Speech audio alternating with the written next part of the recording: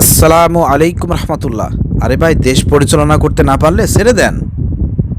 3 মাস ক্ষমতায় আসতে পারলেন না, মোহাম্মদপুরে আপনার চাঁদাবাজি ছিনতাই বন্ধ করতে পারলেন না। স্ক্রিনে আপনারা দেখতে পাচ্ছেন প্রিয় দর্শক, যে ঈদের ছুটি কাটিয়ে গ্রাম থেকে শহরে এসেছে, কেবল রিক্সা থেকে নেমেছে, গাড়ি গুচ্ছা তারপরে বিভিন্ন কাপড় চোপড়ের ব্যাগ ট্যাগ সব কিছু নিয়ে যখন রিক্সা থেকে নেমে গেটে দাঁড়িয়ে দারোয়ানকে ফোন দিচ্ছে অথবা গেট খোলার জন্য বলতেছে, 1 মিনিট হতে না হতেই দেখেন অলরেডি ছিনতাইকারীরা এসে রামদা ধরে সব কিছু ছিনিয়ে নিয়ে চলে গেল। এই মোহাম্মদপুরে ঘটনায় সিসিটিভি ক্যামেরায় সব কিছু দেখা যাচ্ছে।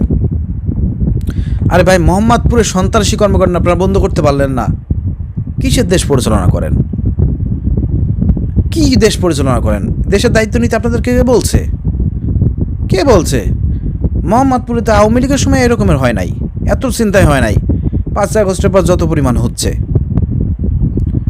কেন? কি হয়েছে এখানে? সমস্যাটা কোথায়? এখানে নিরাপত্তা ব্যবস্থা এমন কেন? ক্রস ফায়ার দিয়ে দেন, কিশোরগাং থেকে শুরু করে যারা আছে, যেখানে ধরতে পারবেন ডাইরেক্ট ক্রস ফায়ার, দেখবেন যে ঠান্ডা হয়ে গেছে এলাকায়। এই মোহাম্মদপুরে একেবারে অপরাধের স্বর্গরাজ্য, চুরি ছিনতাই, মানুষের জীবন আজকে অতিষ্ঠ হয়ে গেছে। ছুটি কাটায় আসতে পারে না, গেটে দাঁড়িয়ে আছে, ছিনতাইকারীরা এসে ছিনতাই করে নিয়ে চলে যাচ্ছে। পুলিশ প্রশাসন আজকে কিসে নিরাপত্তা দিচ্ছে? জনগণের টাকায় পুলিশ প্রশাসন আজকে চলতেছে, পরিবার চালাচ্ছে, ফ্যামিলি চালাচ্ছে, কিসে নিরাপত্তা? তাদের কি নিরাপত্তা দিচ্ছে? ছিনতাইকারীরা নির্বিঘ্নে এসে ছিনতাই করে নিয়ে চলে যাচ্ছে। এভাবে তো একটা দেশ চলতে পারে না। যদি দেশ চালাইতে না পারেন ছেড়ে দেন। কে বলছে আপনাদের দেশ চালাইতে?